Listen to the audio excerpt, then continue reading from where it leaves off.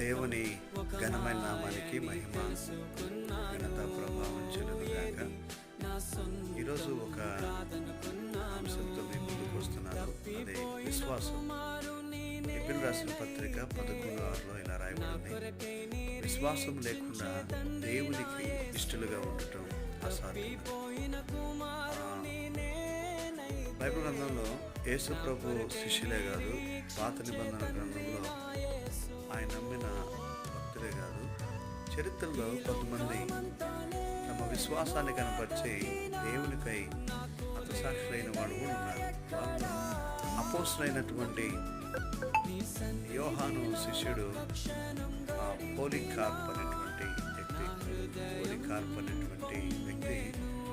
స్మరణ అనేటువంటి ప్రాంతంలో దేవుని యొక్క సేవ చేశాడు.